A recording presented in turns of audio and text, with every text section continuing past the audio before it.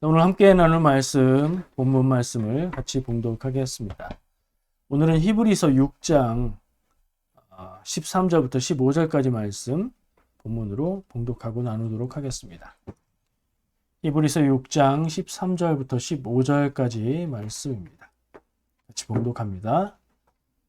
하나님이 아브라함에게 약속하실 때에 가리켜 맹세할 자가 자기보다 더 큰 이가 없으므로 자기를 가리켜 맹세하여 이르시되 내가 반드시 너에게 복 주고 복 주며 너를 번성하게 하고 번성하게 하리라 하셨으니 그가 이같이 오래 참아 약속을 받았느니라. 아멘. 말씀을 읽다 보면 조금 어긋나는 것 같은 느낌을 느끼게 됩니다. 아마 번역은 잘 했을 텐데 원문에 그렇게 돼 있을 것 같아요. 13절, 14절까지는 하나님이 아브라함에게 복을 주시는 그런 약속의 내용인데 15절에 갑자기 그가 이같이 오래 참아 약속을 받았느니라 라고 얘기를 하고 있습니다. 이게 갑자기 무슨 얘기인가 해서 다시 쳐다보게 됩니다. 그가는 그냥 문학적으로 볼 때 이 내용상으로 보면 하나님이던가 아브라함이던가 둘 중에 한 분 혹은 한 명이 될 수 있겠죠. 내용을 보니까 아마도 하나님보다는 아브라함이 맞는 것 같아요. 그리고 이같이는 내용이 없어요. 그죠? 오래 참아 약속을 받았다. 이 얘기를 하려고 이 본문에서 앞에 두 절을 이야기하고 있는 것 같아요. 자, 복습을 하면서 시작해 볼게요.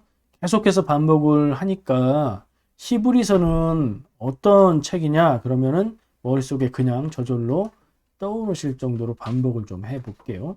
히브리서는 편지입니다. 그죠? 서신서예요. 그리고 누가 썼어요? 몰라요. 저자는 모르고 누구에게 썼습니까?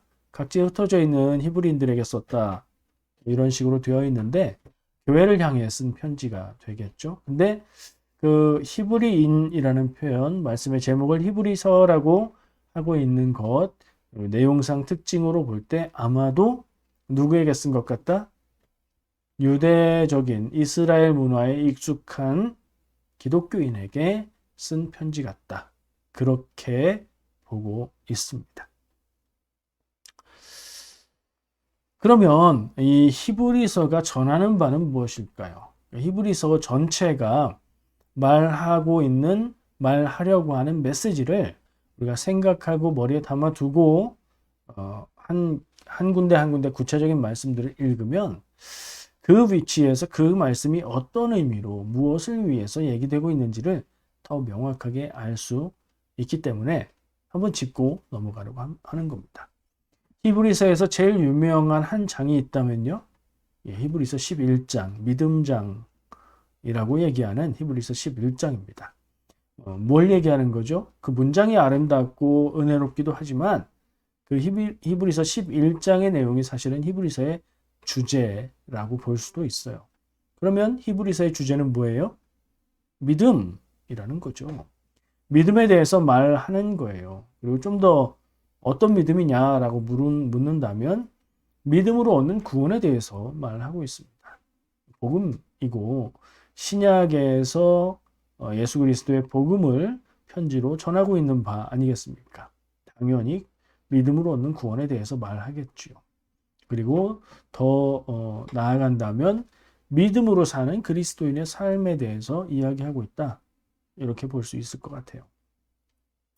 자, 유대적인 이스라엘의 문화를 잘 아는 사람들에게 익숙하도록 이스라엘의 많은 요소들, 특히 이 히브리서 같은 경우에는 구약 성경을 인용하는 부분이 많다. 이렇게 얘기했었죠. 근데 이게 그러니까 유대적인 혹은 구약적인 특징에서 그것으로 시작을 해서 어디로 간다고요? 믿음에 대해서 초대교회의 신앙의 고백으로 연결이 된다. 이게 전체를 가로지르는 주제의 흐름이라고 볼 수 있는 거예요. 그러니까 다시 말하면 유대적인 관점으로 접근을 해서 유대적인 배경을 가진 사람들이 더 쉽게, 더 편안하게 말씀을 받아들일 수 있도록 그렇게 연결을 해서 기독교적인 관점으로, 복음의 관점으로 연결하고 있다. 구약의 인용을 많이 하고 유대인들에게 중요한 개념을 말하는 것으로 보는 사람들의 마음을 열고 이해를 돕고 그것으로 믿음으로 구원받는 것, 믿음으로 사는 것 쪽으로 결론으로 자연스럽게 연결되고 있다. 이게 전체를 요약할 수 있는 문장이 되지 않을까 생각을 합니다. 그런 생각을 가지고 오늘 본문 말씀을 보면 좋을 것 같아요. 자, 제가 일부러 얘기 안 했는데요. 오늘 나눌 말씀의 제목이 아까 화면에 잠깐 지나갔을 겁니다. 혹시 기억하세요? 뭐였죠? 오래 참으라고요. 하고 물음표. 그럼 어떻게 읽어야 돼요? 오래 참으라고요? 이렇게 읽어야죠. 질문하는 겁니다. 오래 참아야 된다는 얘기이십니까? 지금도 힘들고 괴로운데 더 오래 참아야 된다고요? 어떻게 참을 수 있어요? 하는 질문을 제목으로 써봤습니다. 여러분, 성경을 읽고 이해하고 그 말씀을 듣고 깨닫는 것이 어떻습니까? 어려운가요? 쉬운가요? 보통은 어렵다고 생각하실 거예요. 근데 여러 가지 장애가 있어서 그렇습니다. 이스라엘 사람들을 향해 쓰여졌고 유대인들을 향해 쓰여졌던 성경들이 문화와 시대가 다른 우리가 보기에 그런 부분들 때문에 잘 이해가 안 되는 것들도 있고요. 그리고 현대를 살아가는 현대인의 가치와 관점에서 익숙하게 이해가 되지 않는 성경의 메시지들도 있고요. 문학적인 특징도 있고요. 여러 가지 면에서 사실은 전체적으로 볼 때는 성경은 읽고 이해하고 은혜 받기가 쉽지 않은 책인 것은 확실합니다. 근데요, 어느 정도 그런 장애들을 극복을 하고 나면 또 성경은 너무 쉬운 책이기도 합니다. 어떤 점에서 그러냐면요. 강조하는 말씀, 강조하는 주제를 너무 노골적으로 드러내놓고 반복해서 얘기를 해요.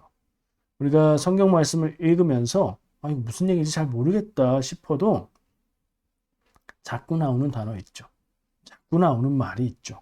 또 비슷한 표현으로 말을 바꿔가면서 반복하고 있다. 그러면 그 책은, 그 부분은 그 반복되는 주제를 핵심으로 말하고 강조하고 있구나.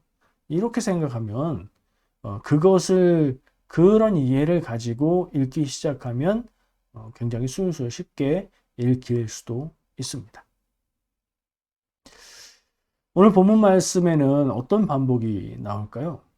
한번 기억해 보시고 성경을 펴놓으셨으면 눈으로 보세요.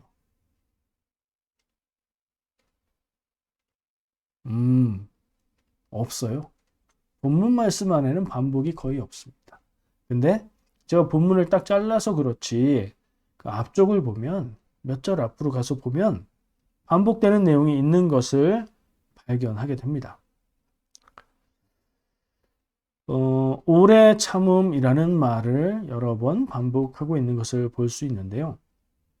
오늘 말씀의 제목에서도 오래 참으라고요? 제가 그렇게 정했었죠. 11절에 보면 한 두 절 앞으로 가보면 부지런함이라는 말이 나옵니다.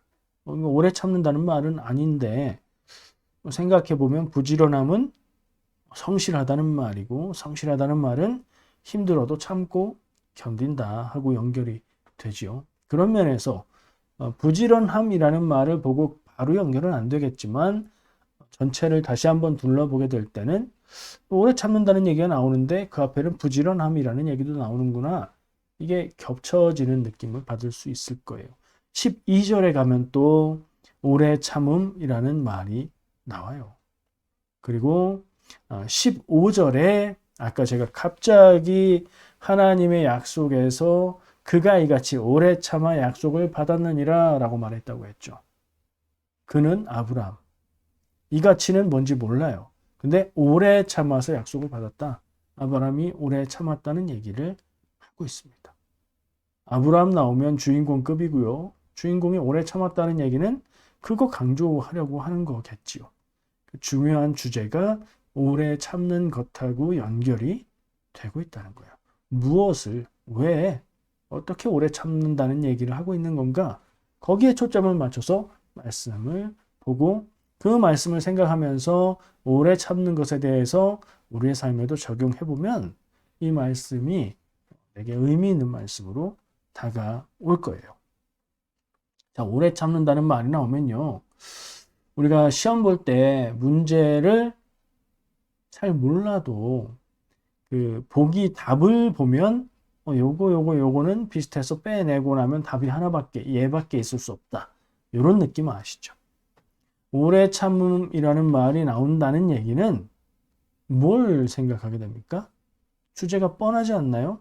힘들고 어려운데 금방 해결되지 않고 응답이 없는 것 같은 시간들이 지속돼서 너무 힘들어요. 그런데 그걸 믿음으로 오래 참고 견디고 그러면 구원이 있고 응답이 있다. 이런 상황이 떠오르지 않겠어요? 오래 참는 것은 일단 시간이 오래 걸린다는 얘기고 참을 만큼 힘들고 어려운 상황이라는 얘기죠. 그런 상황에서 오래 참으라는 거 아니겠습니까? 오래 참지 말라고 얘기를 하는 거는 아니겠으니까 말이죠. 오래 참음이라는 단어에서 그게 핵심어 주제어라면 내용은 그렇겠구나. 저는 그렇게 짐작을 했습니다. 좀 더 구체적으로 볼까요? 본문의 말씀의 15절에서 누가 무엇을 어떻게 오래 참았다는 얘기인지를 발견할 수 있으십니까? 제가 아까 얘기했죠. 누가는 거기서 나오죠? 아브라함이에요. 아브라함이 이같이 어떻게 해요? 이같이라고 얘기하려면 그 앞에 그런 내용이 있어야 되는데 그 앞에는 뭐였어요? 하나님의 축복의 약속이었죠. 13절, 14절 두 절에 걸쳐서 하나님이 아브라함에게 약속해 주신 자기에게 맹세하면서 약속해 주신 축복의 내용을 얘기하고 바로 아브라함이 이같이 오래 참았대요. 이같이 어디 갔어요? 내용이 없죠. 이상해요. 왜 그런가 하는 의문이 들게 하는 부분이에요. 이 말씀을 이렇게 읽어보면 좀 의문스러워요. 근데 어쨌든 아브라함이 오래 참아서 약속을 받았다 하는 내용인 것은 이해할 수 있죠. 이 가치는 어디 갔을까 생각하다 보니까 이 히브리서 말씀을 누구한테 썼다고요? 유대적인 문화와 배경에 익숙한 사람들, 유대인들 혹은 이스라엘 사람들, 그리고 그런 배경을 가진 기독교인들에게 썼다는 얘기죠. 그러면 유대인들이라면 아브라함 얘기를 알까요, 모를까요? 알아야죠. 당연히 알아야죠. 자기들의 민족의 어떤 시작점이 되는 인물이기도 하고 아브라함에 관한 이야기들, 내용들이 많이 나오기도 하고 아마 아브라함에 대한 얘기들은 줄줄이 암송하고 암기할 정도로 잘 알고 있을 겁니다. 그럼 이 가치는 뭐예요? 이 편지의 내용에 이 글에는 없지만 여러분들이 다 알고 있는 것처럼 아브라함이 오래 참았다는 얘기를 하는 거예요. 그래서 좀 더 이해하기 쉽게 이 가치를 바꾸면 as you know, 여러분들이 다 아는 것처럼 이렇게 바꾸면 이게 그 말인 것 같아요. 왜 그게 성립이 되죠? 대상자들이 이 얘기를 다 알고 있는 사람들이기 때문에 그래요. 그러면 그가 이같이 15절 말씀을 풀어보면 아브라함이 유대인들이 다 알고 있는 것처럼 또 우리도 아브라함 얘기 많이 알잖아요. 우리가 떠올려 보는 그것들처럼 오래 참아서 약속을 받았다. 이 표현도 조금 짚어봐야 돼요. 한국말 현대어로 오래 참아서 약속을 받았다 그러면 약속의 시점이 언제예요? 참고 난 다음 얘기하는 거죠. 근데 이 말씀은 그런 뜻은 아니에요. 하나님이 13절, 14절에 약속하셨잖아요. 그리고 오래 참은 다음에는 그 약속의 성취, 그 약속이 이루어지는 것, 그쵸? 약속의 내용인 복이 이루어지는 것을 보게 되지요. 그걸 말하는 거예요. 그렇게 이해를 해보면 풀어볼까요? 하나님이 아브라함에게 복을 주신다고 약속하셨는데 그 약속이 금방 이루어지지 않았고 쉽게 이루어지지도 않았다. 그런 얘기예요. 모두 아는 것처럼 약속하시고 오랜 시간이 걸렸다. 그리고 그 사이에 어렵고 힘든 일도 많았다. 아브라함의 생애를 하나님이 그를 부르시고 복 준다고 약속하신 후에 그 복이 이루어지는 때까지의 시간들, 사건들 기억해 보시면 충분히 이해가 될 겁니다. 그럼에도 불구하고 아브라함은 그 오랜 시간과 그 어려움들을 잘 참고 하나님이 약속하신 복을 받았다. 그 내용이죠. 근데 오늘 제가 발견한 이 내용의 핵심어 주제들은 뭐라고요? 오래 참는 것. 결론은 아브라함이 하나님이 약속하신 복을 받았다인데 우리에게는 아브라함이 복을 받았다가 중요하게 여겨지는데 이 히브리서 저자는 그가 복을 받기 위해서 그렇게 가기까지 하나님의 약속 이후에 그 복의 성취까지 오래 참음이 있었다. 이 얘기를 강조하고 있는 거예요. 그랬나 보다. 아브라함은 그랬겠지. 이게 아니에요. 우리에게 적용할 생각까지 한번 해볼 필요가 있어요. 근데 이렇게 생각하다 보면 지금 제가 풀어서 얘기한 게 성경의 본문에 나온 내용들을 가지고 얘기를 한 건데 가만히 생각해 보면 뭔가가 빠진 것 같은 느낌이 들어요. 아까 뭐 이같이 그 얘기가 아니고요. 지금 쭉 풀어서 말한 내용들 가운데 뭔가 핵심적인 게 딱 직접적으로 언급이 되지 않고 그건 말 안 하고 얘기를 하고 있는 느낌이 들어요. 뭘 얘기해? 여러분들도 그 느낌이 오십니까?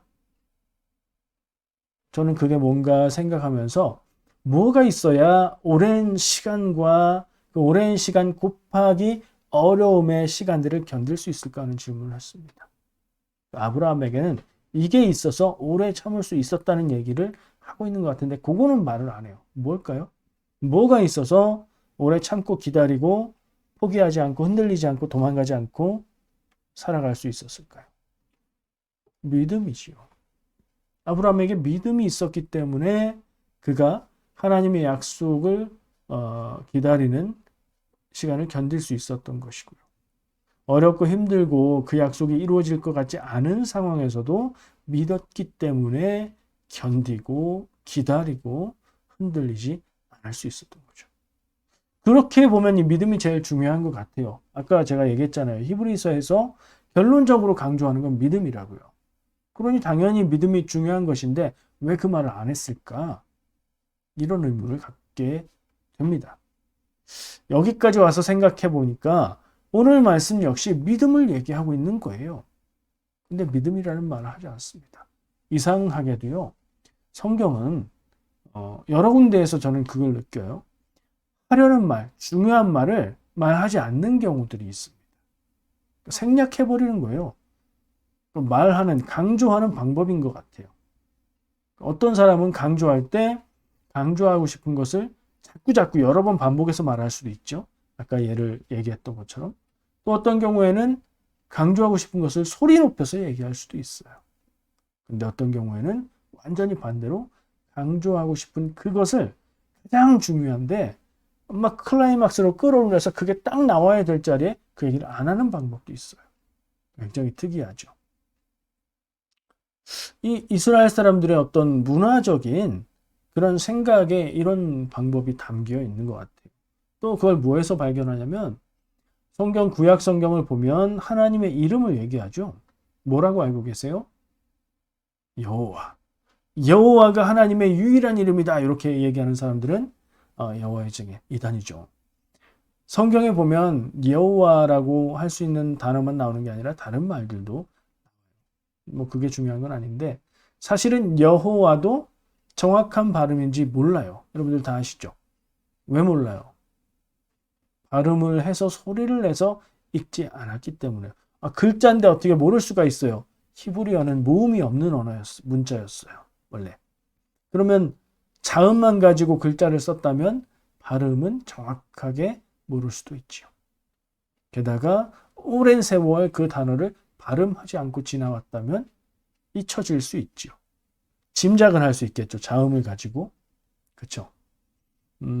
그래서 짐작한 발음 그리고 그 자음에다가 그 하나님이라는 이름의 대체 발음으로 사용했던 아도나이 그 모음을 합해서 만든 것이 여호와라는 발음이에요.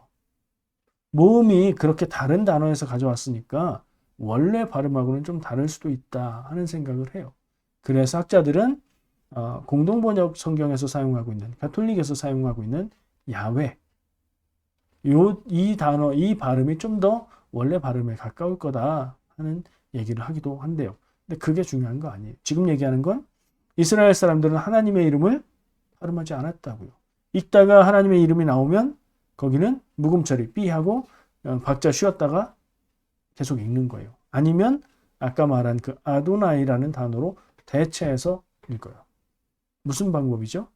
거룩하신, 지극히 거룩하신 하나님의 이름을 소리내지 않는 거예요. 말하지 않음으로 높이고 강조하는 거죠. 이게 뭐랑 통한다고요? 중요한 주제를 꼭 있어야 될 자리에 말 안 하고 그냥 넘어가는 그런 방식으로 강조하고 있는 것 같다. 제가 느끼는 겁니다. 그렇게 보면 우리는 행간을 읽어야 되고 성경 말씀을 읽을 때 문자로, 글자로, 구체적인 내용으로 말하지 않는 더 깊은 핵심적인 주제가 있다는 것을 생각하고 그것을 찾아야 될 필요가 있어요. 그러려면 어떻게 해야 돼요? 성경 말씀을 읽을 때 글자에만 매달려서 문자주의로 써있는 말 그대로 믿는다. 이렇게 읽으면 곤란해요. 이게 무슨 뜻인지, 하나님은 어떤 뜻으로 이 말씀을 우리에게 주시는지, 이 사람은 여기서 무슨 뜻, 어떤 마음으로, 어떤 의미로 이 말을 하고 있는지를 깊이 볼 수 있어야 돼요. 그렇게 보려면 한 번 읽을 때 정독 열심히 해서 그럴 수 있는 게 아니에요. 빠르게 많이 읽을 필요도 있고, 또 필요한 지식을 공부할 필요도 있고, 내용을 읽으면서 그냥 쑥쑥 넘어가는 게 아니라 깊이 생각하는 묵상을 깊게 할 필요도 있어요. 그리고 이걸 한 번 한다고 해서 성경 말씀이 전하려고 하는 메시지를 다 깨달을 수가 없어요. 평생토록.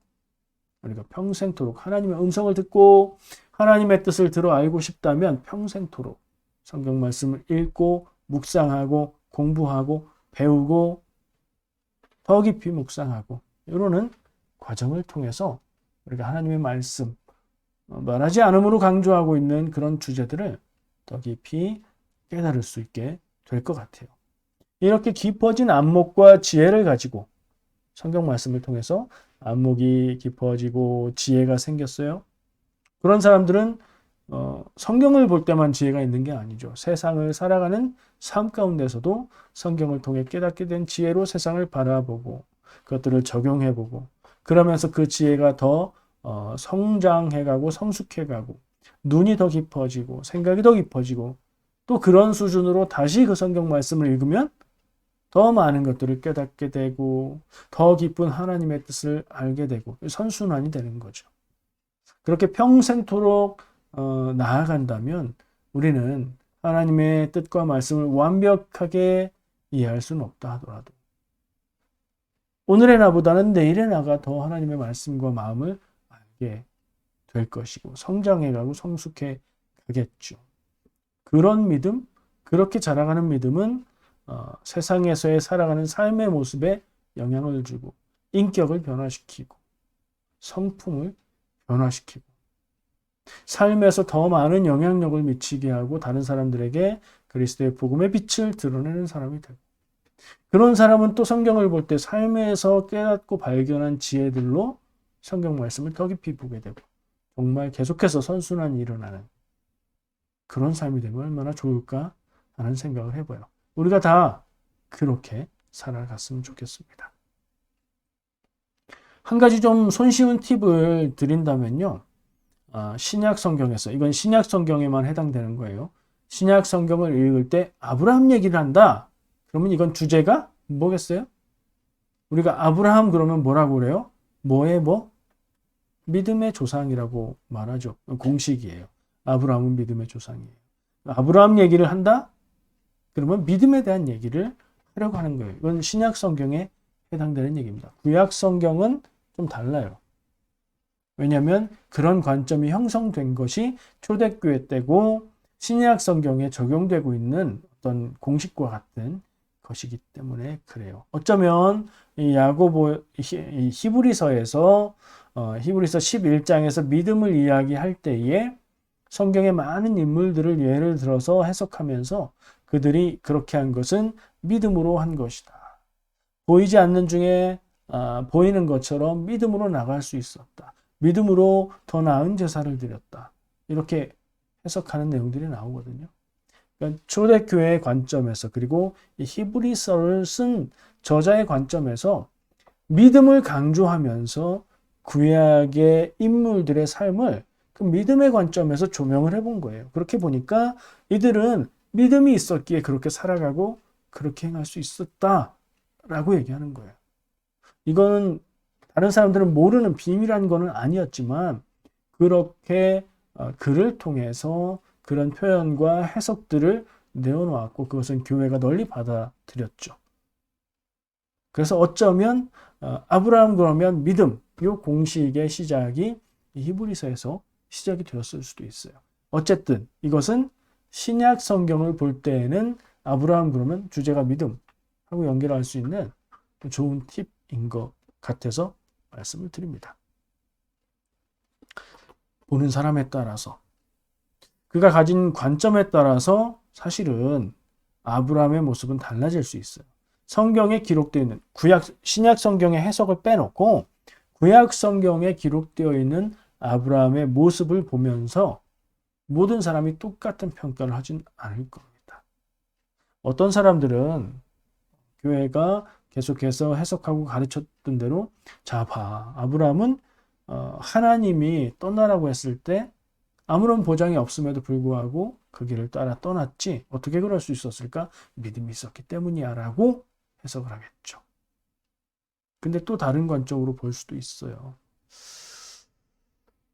아브라함이 하나님의 약속하신 복을 받아 누리게 된 것은 아브라함이 뭘 잘해서가 아니라 하나님이 약속하셨기 때문에 하나님은 신실하신 분이기 때문에 하나님의 은혜로 아브라함이 복을 받았다.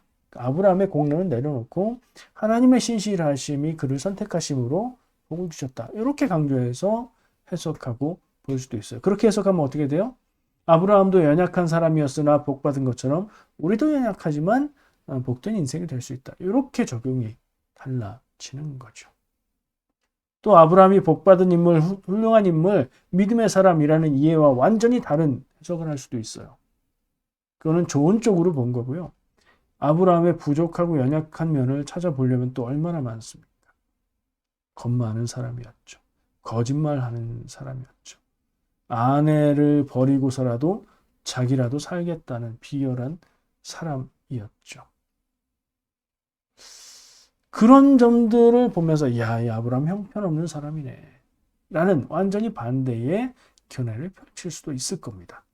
왜 이 얘기를 하냐면 지금 교회가 가지고 있는 아브라함은 곧 믿음이라는 공식은 기독교회, 예수님을 그리스도로 고백하는 기독교의 재해석, 초대교회의 믿음의 고백, 그 해석의 틀을 거쳐서 우리가 그것을 받아들였기에 그렇게 공통적으로 생각하고 보고 있다는 겁니다. 그러니까 여기에서 많이 벗어나면 사실 교회의 전통에서 벗어나는 게 되어버리는 겁니다.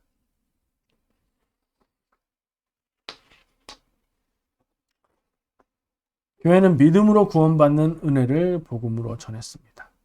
중요한 단어들이 지금 말한 문장에 나오죠. 교회, 믿음, 구원, 은혜. 그것은 곧 복음. 그런 관점에서 믿음에 대해서 아주 중요하게 강조하고 있는 것이 히브리서의 관점인 겁니다. 자, 그러면 우리는 이 말씀을 보고 무슨 생각을 해야 될까요? 히브리서 저자가 아브라함 얘기를 하면서 믿음에 관해서 얘기를 하면서 그가 어떻게 오래 참음으로 그리고 거기에 숨겨진 것은 믿음.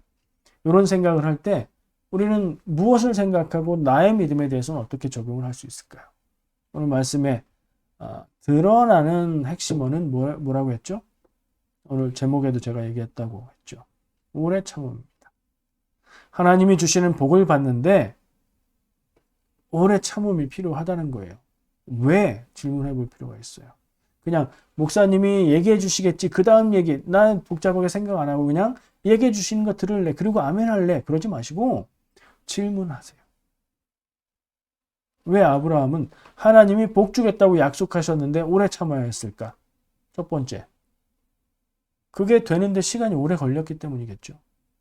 그러면 하나님이 약속하신 것, 하나님이 복을 주시는 것, 내 삶 가운데 하나님이 복이 이루어지는 것은 시간이 오래 걸릴 수도 있겠구나.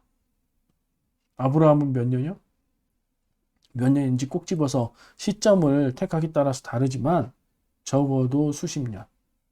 그렇죠? 우리가 기도하는 것들 있죠. 우리가 마음으로 원하는 것들 있죠. 개인적으로 그냥 이기심에 내가 가지고 싶고 내가 이루고 싶은 것들 기도하는 거 말고 하나님의 뜻 가운데 하나님의 뜻을 구하면서 간절히 기도하고 구하는 거 있죠. 몇 년 기도하셨습니까? 평생 기도해야 되는 일도 있을 수도 있어요. 그런 면에서 오래 참음을 내가 믿음의 어떤 모습으로 생각할 필요가 있다. 오래는 시간에 관계된 그런 부분이고요. 참음은요. 왜 참아야 될까요? 오래 간다고 시간이 길다고 기다리는 것도 참는 것이지만 어렵고 힘들기 때문에 참는 거죠. 뭐 편안하고 쉽고 그냥 뭐 문제 없고 이런 시간이 길면 그 시간은 그냥 기다리면 돼요. 그죠? 어렵고 힘든 시간이기 때문에 참아야 된다는 얘기를 하고 있는 겁니다. 여러분, 어렵고 힘든 일이 오면 어떻게 하십니까? 하나님께 기도하면 하나님이 그 문제를 해결해 주십니다. 이렇게 너무 쉽게 얘기합니다. 저는 그렇게 얘기 못합니다. 제 경험이 그것과 다르고요. 제가 본 사람들의 모습을 볼 때 달라요. 그러면 간절히 기도하면 하나님이 다 해결해 주시고 들어주십니다. 그러면 그 문제를 놓고 기도했을 때 해결이 안 되면 뭐가 문제입니까? 내가 간절히 기도하지 않은 거죠. 나의 믿음이 부족한 거죠. 내 정성이 부족하구나 이렇게 되는 거예요. 뭐가 똑같아요? 점 보러 가서 점장이 앞에서 하는 모습과 다른 게 없죠. 그런 접근은 아니에요. 시간이 오래 걸리는 것이구나. 쉽게 풀어지고 해결되는 게 아니구나. 내가 문제를 놓고 하나님 앞에 기도할 때에 이게 전혀 변화가 없는 것 같고 하나님이 안 들으시는 것 같다면 내가 뭔가 다르게 생각해야 되는 부분이 있겠구나. 내 인생에서 달라져야 해결되는 부분이 있겠구나. 이런 쪽으로 생각을 할 필요가 있다. 그런 면에서 오래 참음을 이야기하고 있는 것 같아요. 좀 더 쉽게 이렇게 적용해 볼게요. 하나님이 주시는 구원과 복은 아주 단순해서 이렇게 말할 수 있어요. 금방 이루어집니까? 오래 걸립니까? 잘 생각하세요. 우리가 하나님 믿습니다. 예수님 믿습니다. 간절히 기도합니다. 예수 그리스도를 나의 구주로 내가 영접합니다. 하고 영접 기도를 하고 믿음을 고백하면 어떻게 돼요? 구원 받죠. 구원 받는다고 얘기하죠. 구원이 그때 딱 이루어졌어요. 그러면 인생은 어떻게 됩니까? 그때부터 불행 끝, 행복 시작이 돼야 될 텐데 인생이 그렇습니까? 내가 믿음을 고백하고 구원받고 성도가 된다고 해서 인생이 확 달라지나요? 내가 확 달라지긴 하죠. 나의 내면도 확 달라지긴 하죠. 그런데 내 삶을 둘러싸고 있는 환경들은 변함이 없습니다. 그건 어떻게 바뀌나요? 믿는 순간 구원받는다는 그것과 오늘 말하고 있는 시간이 좀 걸린다, 오래 참아야 된다라고 얘기하는 것, 이거 어떻게 조화를 시켜야 될까요? 말이라는 게 참 신기합니다. 말을 조금 바꾸면 이게 다 이해가 되고 풀려지게 돼요. 그래서 말을 지혜롭게 하는 게 필요합니다. 자, 우리가 믿고 믿음을 고백했을 때 이루어지는 구원은 뭐예요? 구원의 시작입니다. 시작이 있으면 끝이 있죠. 그러니까 그 끝은 저 뒤로 미룰 수도 있는 거예요. 구원받은 삶을 그때 시작하는 거예요. 그리고 어떻게 해야 됩니까? 그 뒤는 그냥 구원받는 것으로 끝이다. 모든 것이 해결된다라고 생각해버리면 구원 뒤에 대해서는 얘기할 필요도 없어요. 그렇죠? 근데 구원받은 사람들이 믿는 사람들이 모여있는 교회 공동체에서 우리는 이제 끝. 아무것도 더 할 것도 없고 그냥 끝. 이러면 그거 이단이에요. 믿음의 삶을 살아가야 되고요. 믿음대로 행하는 삶을 살아가야 되고요. 안 되는 것을 더 되도록 믿음을 성장시키고 키워가야 되고 성숙시켜야 되고 하나님의 뜻을 더 깊이 알아가야 되는 거죠. 그건 뭐예요? 시작된 구원을 가꾸어가고 키워가고 완성해 가는 겁니다. 그 구원의 완성은 오래 걸린다는 거예요. 이렇게 말을 바꿔서 얘기하면 나름 이해가 되는 것 같아요. 구원도 그렇고요. 하나님이 주시는 복을 성취하고 이루어 주시는 일도 오래 참음이 필요하다. 시간이 걸린다.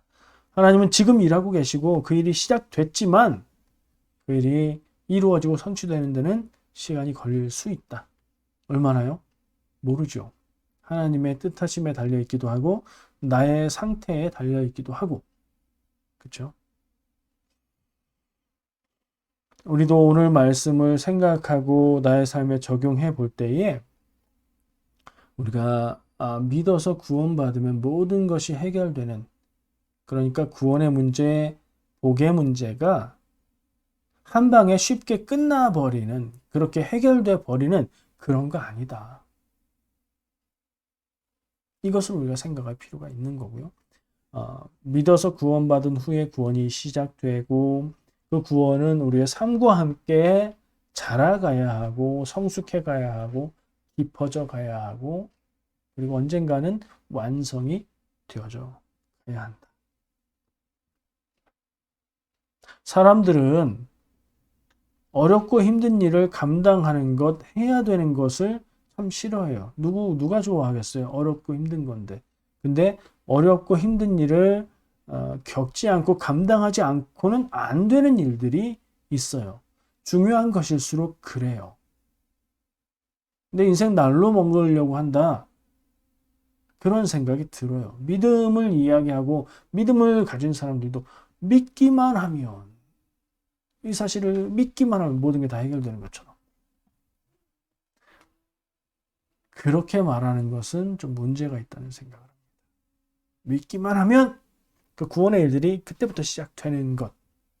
그리고 오래 참음으로 믿음을 가지고 믿음을 지키면서 세상 가운데서 믿음을 키워가면서 깊어지게 성숙시켜가면서 살아가야 된다는 그런 생각을 하게 됩니다.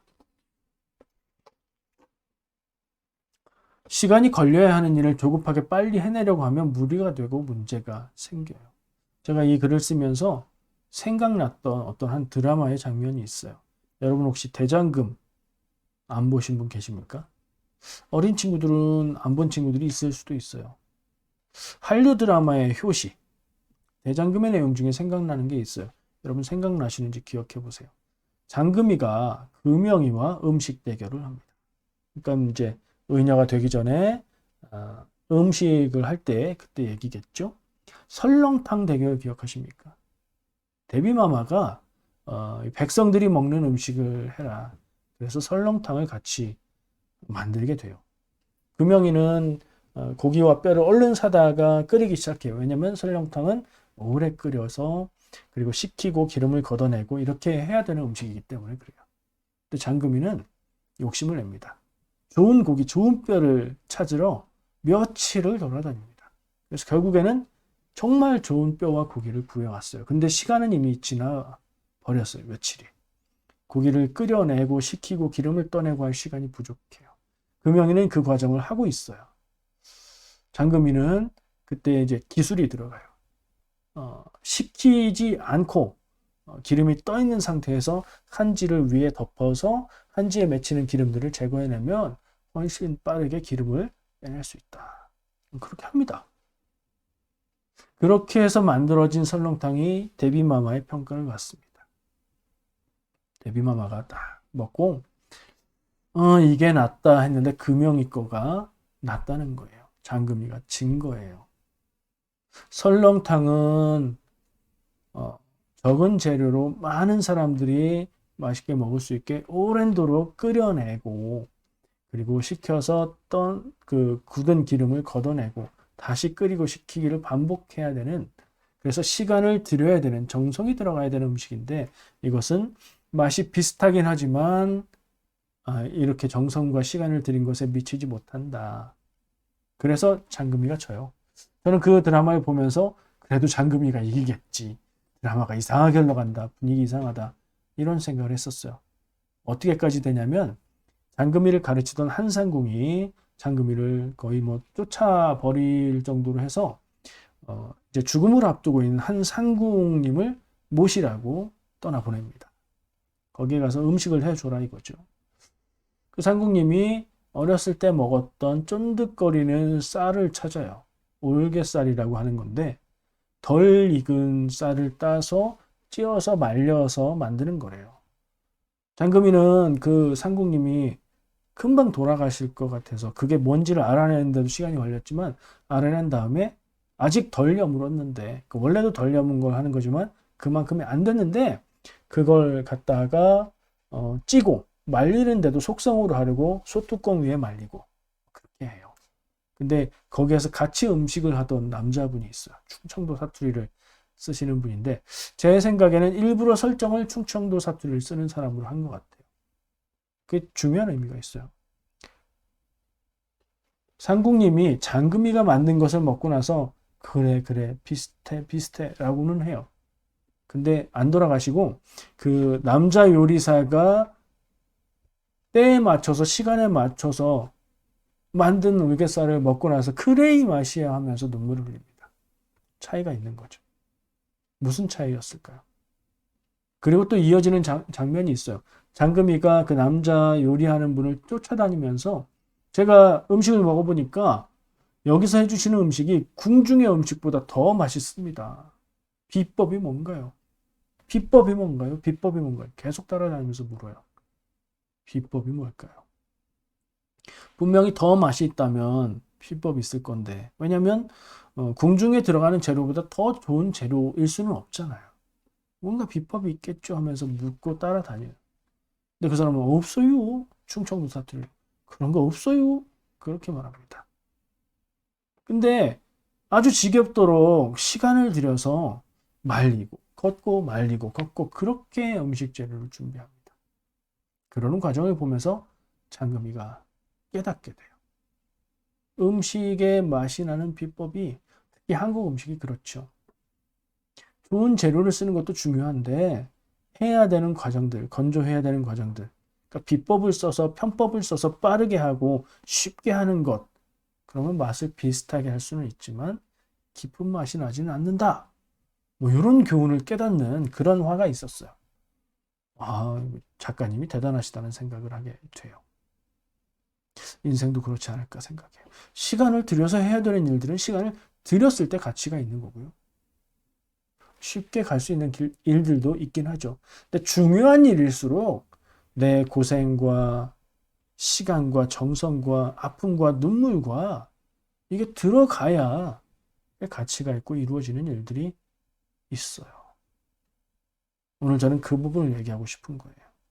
우리의 구원의 일들, 하나님이 복 주시는 거, 우리는 복만 바라고 물질의 복을 하나님 주시기를 저는 막 기도해 드리고 싶고 그렇긴 하지만 그래서 가끔씩 기도하기도 하지만 우리가 정말 원하는 것은 세상에서 평안하게 살아가고 건강하게 살아가고 물질의 복, 욕심 부리지 않습니다. 부족하지 않게만 뭐 이런 기도하잖아요. 하나님이 언제 그런 약속을 주셨습니까? 그런 약속 해주셨다고 얘기하는 분 있으면 좀 의심의 눈으로 보시기 바랍니다. 저는 성경을 볼 때 하나님이 물질의 복을 채워주실 거라는 약속을 하신 부분을 본 적이 없어요.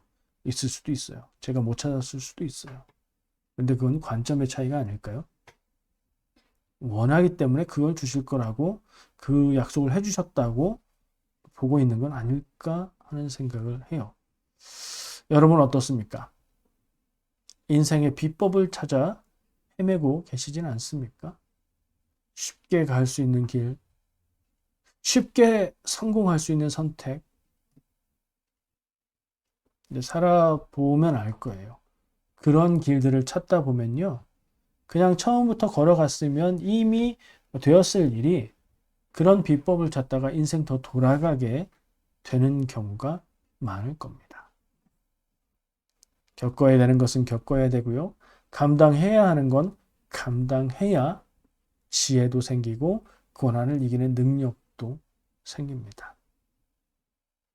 하나님은 시간을 줄여주시고 어려움을 비켜가게 하시는 분이 아닙니다. 오랜 시간 견딜 힘과 어려움을 견딜 능력을 주시고 그 오랜 시간 동안 함께 하시는 분입니다. 그런 하나님과 동행하는 인생 살아가시기를 축복합니다. 기도하겠습니다.